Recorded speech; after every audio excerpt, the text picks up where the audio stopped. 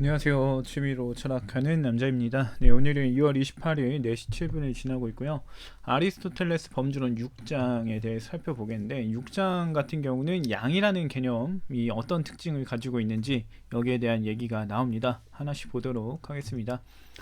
일단 첫 번째로 언급되는 특징 같은 경우는 연속성에 대한 건데요. 어떤 양은 연속되어 있고 어떤 양은 분절되어 있다라고 얘기를 하게 됩니다. 근데 일반적으로 우리가 봤을 때는 그 연속된 양에 대한 이해가 더 많죠. 네, 보게 되면 예, 연속된 양으로 선, 면, 입체, 물체, 시간, 공간, 장소 이런 것들이 이제 언급이 돼요. 이런 것들의 이제 공통점이 뭐냐면 연속된 상태를 유지하고 있다라는 거예요. 그래서 분절된 상태, 단절된 상태가 아니라는 점을 얘기합니다. 그래서 이 예처럼 쭉 이어져 있는 그 상태를 가리켜서 이제 연속된 양이다 이렇게 말하고 있고, 그래서 만약에 이게 선이나 면이나 입체, 물체 이런 것들이 분절되어 있다면 개별 물체가 되거나 시간도 올바른 기능을 못하죠. 우리가 봤을 때 시간이란 거, 과거, 현재, 미래는 다 유기적으로 연결되어 있다라고 보고 있고, 공간마저도 유기적으로 연결되어 있다라고 보고 있기 때문에 분절되면은 이거는 우리가 살아가는 세계와 부합하지 않는 그런 개념적 특징을 갖게 되게 됩니다. 그렇다 보니까 연속된다라고 말할 수 있고요. 그리고 여기서 하나 더 언급할 수 있는 거는 이제 선에 대해서, 선을 놓고 이제 우리가 규정을 할 때 그 선은 점의 이제 연속이다, 점으로 구성이 된다 이런 식으로 이해하는 경우들이 있는데, 그거는 사실 엄밀하게 말하면은 용인하기가 좀 어려운 내용이긴 합니다. 그래서 철학책을 보다 보면은 선에 대한 얘기가 나올 때 점으로 구성되지 않는다라는 얘기를 하는 경우들이 있어요. 그렇다 보니까 이거를 좀 알고 있는 게 좋은 게, 왜 그런지를 간단하게 설명을 해보면, 일단 선이라면 이런 형태를 말합니다. 이 형태인데 점으로 구성된다는 건 이 형태를 말해요. 그래서 이 둘이 다르다라는 얘기를 하는 거거든요. 왜 다르게 되냐면은, 점이라는 거는 지금 이게 점 하나잖아요. 점으로 구성된다는 거는 이 점들로 구성이 된다는 얘기인데, 점들이 되려면, 점들이라는 인식이 생기려면은 한 점과 한 점이 경계가 명확해야 돼요. 한 점과 한 점의 경계가 명확하지 않으면은 그냥 하나의 이런 형태로, 직선적 형태로 나타날 수밖에 없기 때문에 이 경우를 점이라고 하지 않잖아요. 그렇기 때문에 이 한 점과 한 점의 경계가 명확해야 되고, 이런 것의 연속을 보여야 되는데, 실제 우리가 말하는 선은 이런 느낌이라는 거죠. 그래서 지금 선은 점으로 이루어지지 않는다라고 철학적으로 언급이 되곤 합니다. 그런 부분도 있고, 그 다음에 이제 분절되는 양에 대한 부분인데요. 이제 수나 말이나 이런 것들을 보게 되면, 말이라는 게 우리의 음성을 말하는데, 이런 걸 보게 되면은 다 분절되어져 있다. 1, 2, 3, 4, 5, 6, 7, 8, 9, 10이 분절되어져 있다. 연속되어져 있지 않다. 그래서 수학 개념, 숫자 개념을 논할 때 보면은 1과 2 사이에 뭐 그 공백이 있다 이런 식으로 표현을 하기도 합니다. 그리고 말 같은 경우도 보게 되면은 연속된 상태를 이루지 않는다. 이 문장 자체도 다 분절이 되어져 있죠. 그리고 마찬가지로 발음을 할 때도 연속된 상태를 이런 식으로 발음이 분절되어 있다 라는 겁니다. 물론 우리가 노래를 부르거나 할 때는 이 분절된 거를 최대한 부드럽게 이어주면서 좀 호흡하기 편하고 이런 방식으로 하게 되는데, 기본적으로 말은 분절되어 있는 상태라고 볼 수 있다. 만약에 그 분절해서 발음을 하지 않게 되면은 발음이 되게 이상해, 분절양 이런 식으로 돼버리기 때문에 발음이 정확해지지 않죠. 그래서 우리가 기본적으로 말은 분절된 상태로 표현을 한다 라고 할 수가 있을 것 같습니다. 그 다음 보게 되면 공간을 점유하는 양과 점유하지 않는 양이 있다라고 얘기하게 되는데, 공간을 점유하는 양을 보게 되면요, 선, 면, 입체, 물체입니다. 그러니까 공간상에 있는 걸 가리키죠. 그런 양을 말하는데 선과 면과 입체, 물체가 있다. 그래서 이걸 구현을 해보면은 선은 이런 식으로 공간상에 구현할 수 있고, 면도 이런 식으로 구현할 수 있죠. 공간상에서 특정한 위치 같습니다. 지금 여기 보는 그 슬라이드에도 이쪽 부분에 위치하고 있는 걸 우리가 언급할 수 있잖아요. 근데 반면에 공간을 점유하지 않는 양으로 이제 수와 말이 있는데, 여기다가 뭐 1을 넣거나 그 다음에 공간상 특정 위치를 갖지 않으면 이런 말을 쓰면은 공간을 점유하는 거 아닌가요? 라고 할 수 있겠지만, 이거는 말을 이 시각화한 상태인 거고, 그 다음에 수를 숫자로 시각화한 상태에 해당이 되기 때문에 수에 대한 지금 부분은 아니다라고 볼 수 있습니다. 물론 선도 그렇지 않나요? 그 삼각 이런 도형도 면도 그렇지 않나요? 할 수 있지만, 이거는 이렇게 됨으로써 선이 되고 이건 이렇게 됨으로써 면이 되잖아요. 반면에 1이나 이런 것들은 말이 된다기보다는 말의 일종으로서의 뭔가로 작용하게 되는데 그럼 좀 비슷하기도 하네요. 어쨌든 지금 그 아리스토텔레스가 하는 얘기는 수라는 거를 어느 공간에 있다고 말할 수 있느냐, 말이라는 게 어느 공간에 있다고 말할 수 있느냐, 이 부분이 포인트인 거예요. 그래서 우리가 수가 적용된 하나의 물체, 수가 적용된 뭐 다른 물체들, 이런 것들을 구현할 수는 있지만 수를 구현하기는 어렵다. 숫자를 표현할 수는 있지만 수를 구현하기는 어렵다. 수를 공간상에 표현하거나 그럴 수가 없다. 이런 식으로 얘기를 하게 됩니다. 그래서 수는 실제가 없는 것이다. 뭐 그리고 인간 같은 경우도, 인간이라는 것도 실제적으로는 그 구현이 안 된다라고 말을 하죠. 근데 뭐 이것도 좀 복잡한 내용일 수 있으니까 일단 자세히 얘기는 하진 않고, 어쨌든 공간을 점유하지 않는다라고 말을 합니다. 물론 근데 저는 여기서 좀 수는 그래도 그럴 수 있다라고 보는데 말은 그렇지 않다고 보거든요. 말이라는 건 결과적으로 이제 발성기관을 통해서 소리를 내므로써 어떤 공간을 울리게 되는 건데, 그러면은 우리가 위에서 소리가 난다, 아래에서 소리가 난다 라는 식으로 이해한단 말이에요. 그렇다 보니까 이거는 조금 아닐 수 있지 않나, 이런 생각을 좀 하게 됩니다. 네. 그 다음으로 보게 되면 양이 아닌데 양적으로 표현되는 경우가 있다라고 하면서 부수적으로 이제 나온 사족이 있는데, 일단 힘 같은 경우, 힘이 미치는 면적이나 세기에 따라서 많은 힘이 작용한다, 적은 힘이 작용한다, 이런 식으로 표현이 가능하고요. 그 다음에 행위 같은 경우도 양이 아니지만 행위의 지속에 따라서 잠깐의 행위, 지속적인 행위, 뭐 이런 식으로 표현을 한다, 양적으로 표현할 수 있다라고 얘기를 하는데 중요한 내용은 아닌 것 같고요.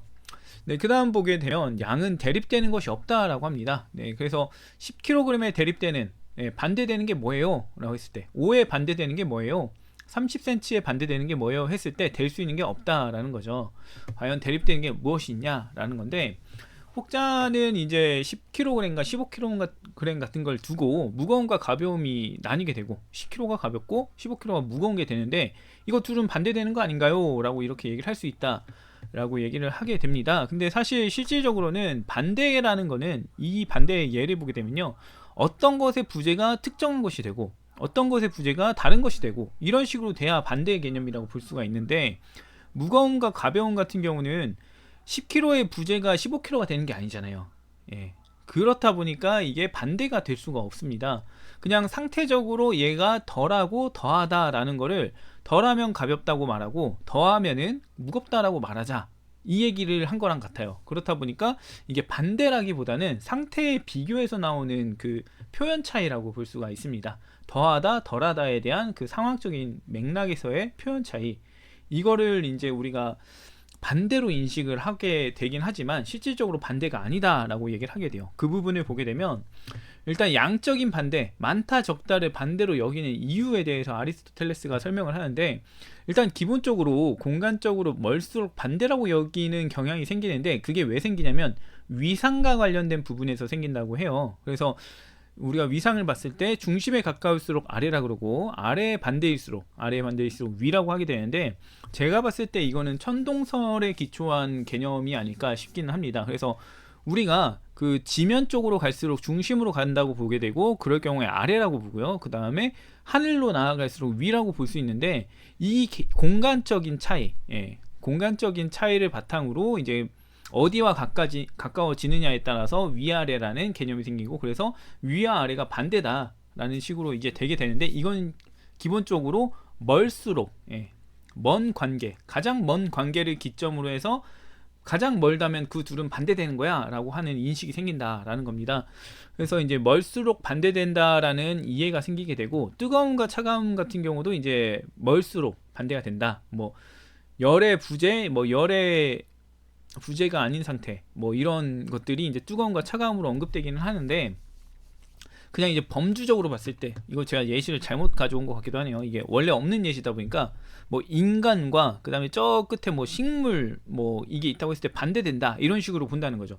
그 범주 간의 거리가 멀수록 반대된다고 느끼는 것이 있다, 이런 식으로 이제 설명을 합니다. 그래서 아까 말한 것처럼 그 무거움과 가벼움이 있다고 한다면은 얘네 둘이 가장 이제 극단에 있다, 뭐 별로 더 무겁고 덜 무겁고 하지 않다라고 하면은 딱 중간이 될 텐데, 근데 한쪽으로 치우치다 보니까 얘네 둘이 반대되네, 얘는 무겁고 얘는 가벼운 거니까 서로 성질상 맞지가 않는 거잖아, 서로 성질상 거리가 먼 거잖아 라고 하면서 이제 반대라는 인식을 갖게 된다 라고 하는 걸로 이제 아리스토텔레스가 설명을 합니다. 네, 그리고 이제 그 아리스토텔레스가 또 신박한 얘기를 하나 하게 되는데, 큼과 작음, 많음과 적음은 반대되는 개념이 아니래요. 크다와 작다는 반대가 아니라는 얘기를 합니다. 예, 왜 그런지를 보게 되면은, 일단 첫 번째로 반대라고 하기에는 애초에 반대되는 성질이 아니다라는 거예요. 그래서 반대의 예를 다시 한번 보게 되면, 빛의 부재가 어둠이고 어둠의 부재가 빛인데 큼의 부재가 작음이고 작음의 부재가 큼입니까? 라고 했을 때 안 나온다 이거예요. 큼이 있으려면 작음이 있어야 되고 작음이 있으려면 큼이 있어야 되기 때문에 이 두 가지가 다 부재 상태에서 나타나는 게 아니라 둘 다 있는 상태에서 나타나는 그 비교적 관념이다라는 거예요. 그래서 반대에 대한 개념을 도출하는 방식하고 전혀 다르다. 그러니까 큼과 작음은 반대되는 개념이라고 말하면 안 된다라는 식으로 얘기를 하게 되고요.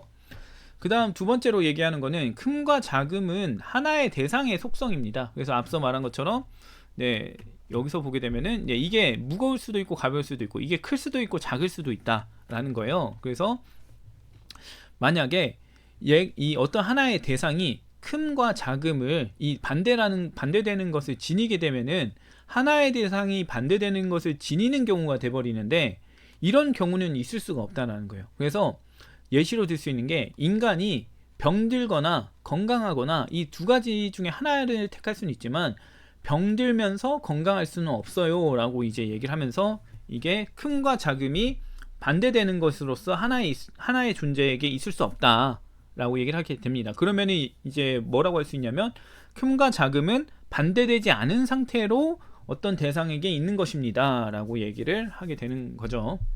그래서 보게 되면 여기 제가 표현을 안 했는데, 어떤 존재가 있고 이거보다 작은 존재, 이거보다 큰 존재가 있으면 얘는 크거나 작은 그 물체가 되거든요. 얘보다는 크고 얘보다는 작은 이런 물체가 되기 때문에 이게 동시에 있을 수 있는데, 그 병든 상태와 건강한 상태는 동시에 있을 수 없다라는 거예요. 그렇다 보니까 이 반대되는 것이, 큰과 작음이 애초에 반대되는 게 아니니까 이런 현상이 나타난다 라고 얘기를 하는 거고요.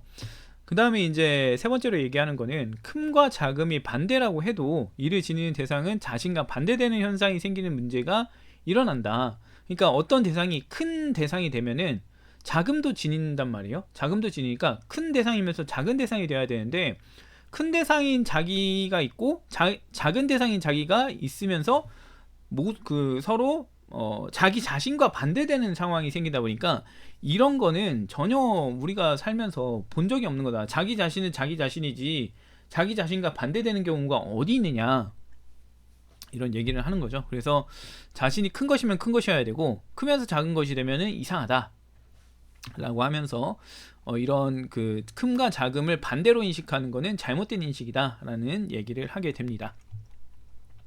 네, 그 다음에 이제 보게 되면은, 양은 특정한 양만 말한다 라고 얘기를 하는데요.